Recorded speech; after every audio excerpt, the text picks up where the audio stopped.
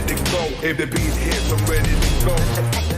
Welcome to Varsity 4, your home for high school sports. I'm Alessandra Pontbriand. He, of course, is Justin Barney. And for the entire school year, we will be bringing you the latest high school sports news each Thursday night from 10:45 to 11 p.m. right here on News4JAX. Now, we will start, of course, with the high school football season. Already week 6 of the season, Justin. And it flies by. It feels like a cliche every time we talk about this, just how fast the season goes. We're already past the midway point for a lot of teams in the regular season, so it is a big time change. It flies by. I can't believe we're already talking maybe playoffs in the not so far distant future. Okay, well, Friday nights are packed with Varsity 4 programming. Coverage kicks off with our game of the week. Now, I'll be there each Friday night. This Friday, I'm heading to Riverside High School, where the Generals are hosting Reigns.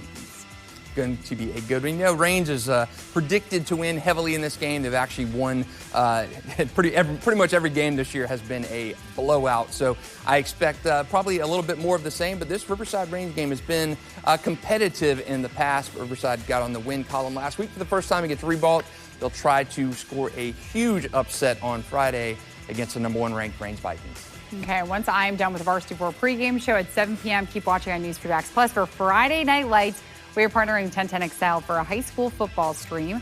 Justin and 1010XL's Ryan Hacker Green will be live from 7 to 9, breaking down the area's games that night. They're also will be dipping into the Game of the Week stream, so 2 hours of the latest updates from high school football across our area.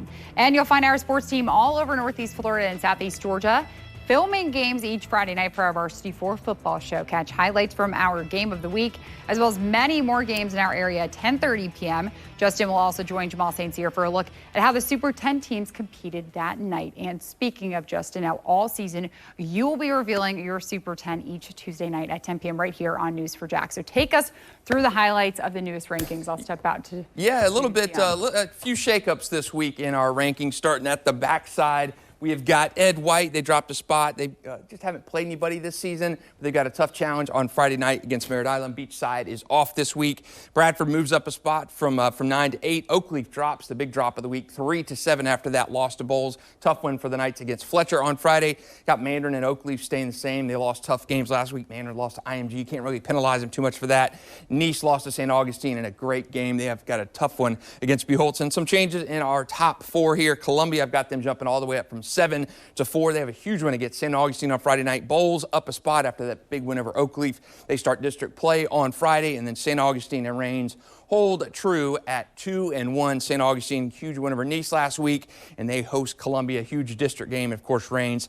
Kind of weird. They've had 2 off weeks during the season. Yeah. Week 1 and last week they had a bye week, but they're going to Riverside, and their game of the week should be a good one. And that's where I'll be. That's right. Reigns versus Riverside in the graveyard versus the backyard. Graveyard versus the backyard. It's always a good one. Ooh, well, I'm excited. Okay, well, stay tuned. When we come back, we are sitting down with Reigns quarterback TJ Cole next when Varsity 4 returns.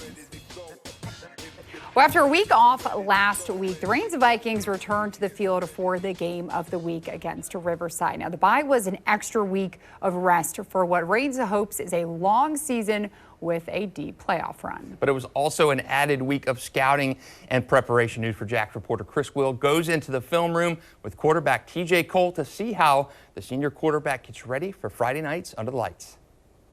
The first 3 games of the season have been about as successful as you could ask for if you're the Reigns Vikings.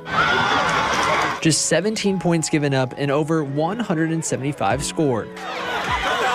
We knew we were special, but we didn't know how special we were. But quarterback TJ Cole says to be special starts right here. No pads, no helmets, just film. It's a big cover 3 team. We're just looking at our cornerback number 12. We got a lot of cover 3 beaters that we can dominate teams with. We sat down with TJ to pick his brain to see what happens behind the scenes to make plays like this a reality. Your film process, what games are you looking at to best set yourself up for a matchup? Personally, I'm looking at the best game they done played all season. Just looking at tendencies and finding things that we can exploit. And TJ says that usually means about 5 hours of studying each week, watching with the team early before watching on his own on Wednesday, and again, just a couple hours before kickoff. On the field, and you see something that you've seen in film, what's that feel like? It's amazing. You know, just seeing the things that we see in film and you know that you got a play that can beat it, and it does what it does, and you beat it, it's amazing. How much freedom do you have in this offense to make an adjustment when you see something and you know you have something to beat it? If it's a 1 yard gain, if it's a 3 yard gain, if it's a touchdown, they just want to know why did I do it, and if I can explain why I did it, you know, they cool with it. What does it take to get to that point where there is that trust to be able to make those adjustments? Putting up 62 points in a game, you know, putting up numbers for real. And just like everything else on the field, he says practice and reps in the film room have helped his play on the field. I mean, you know, I have 25 seconds to get into the right play, get into the right protection, and get into the right snap count. So I think that's my biggest improvement this season, was just kind of like being able to put guys in the right places and protecting myself with the O-line. Chris Will, Channel 4, the local station.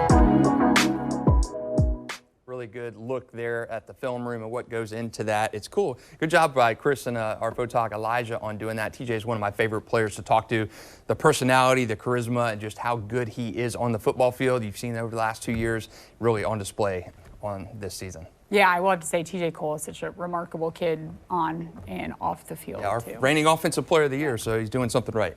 Yeah, well, good luck to him and the Vikings as they play Riverside on Friday. But tune in each week here on Varsity for a behind-the-scenes look of what makes this Vikings team roll. Chris will bring you an in-depth look all season long. Okay, well, Justin, tonight, Varsity 4 Vibe Check, probably my favorite vibe check we have ever done. You have not seen this yet, but let's take a look. Now, last Friday, we got 2 DMs from Wolfson that are just perfect. First, Ethan broke his arm, was in the hospital, and still sent us an Instagram story trolling you, Justin. Then Elijah M Photography sent us this Photoshop photo.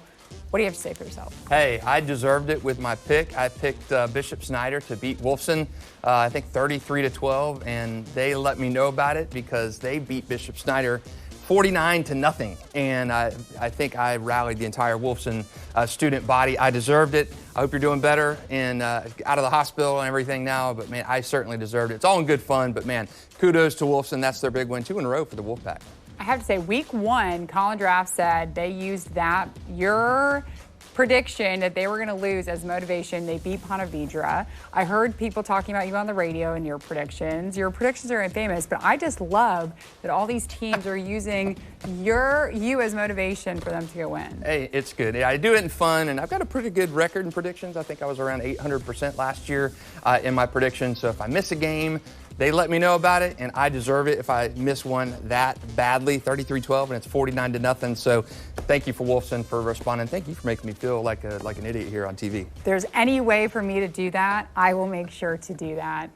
Okay, well, Ethan, we do hope you feel better, and we hope you have a speedy recovery, and Wolfson, keep it up, and good luck this week. Okay, well, last week, the Florida High School Athletic Association and the Jacksonville Sports Foundation announced the basketball state championships will compete at UNF starting next year. So here are the details of the 3-year deal. The Rural Championships will be held at the end of February. Then the Class 1 to 7A championships will be held in March. The boys basketball championships were held at the old Jacksonville Coliseum from 1969 to 1976. Yeah, and this is really good for the teams, local teams. We have teams getting there all the time. Andrew Jackson has been a pretty frequent visitor in the last few years. The Providence girls basketball team has been getting down there. Of course, Ribault's girls team, Ribault's boys team, the tradition that they have. It's really good. We have teams down there every year. And I particularly like going to Lakeland. I thought Lakeland was a good host for many, many years, but really time to give somebody else a chance. And I know fans, hearing fans online talk about it, the opportunities to do things here. We got a little bit more of a bubbling things around UNF to do. So I think that's a great, great opportunity for the area. I hope it'll be here for a long time. Okay, and finally, a throwback Thursday to when our former teams competed in the Coliseum. Yeah, so this is a good look back. Dee Brown here. People remember Dee Brown. He played at Bowles High School, and we're looking at him now. He went on from Bowles to JU. These are from the 89 and 90 season. Dee Brown's final season at JU. These games in the old Coliseum. That's where the last high school basketball state championships were held many, many years ago, all the way back in 1976. Of course, Dee Brown not only had an unbelievable career at JU, he averaged 19.3 points per game in his final season here. Of course, he was a first-round pick by the Celtics that year in 1990, went on to become on the All-NBA rookie team and first team selection. And of course, he's probably most known for winning the NBA Slam Dunk Championship in 1991. Good to see these old highlights of Dee Brown. He's still in the area. He's still with JU, so really cool to see these old Coliseum and Dee Brown highlights. That is so cool. Well, as we wrap up, you can watch Varsity 4 every Thursday night during the school year from 10:45 to 11 p.m. right here on News4JAX. We'll be bringing you the latest high school sports news each week. And follow us on Sports4JAX on Instagram to get even more sports news. But thank you, Justin. I'm so happy we can make you look bad today. And thank you for watching Varsity 4. Good night.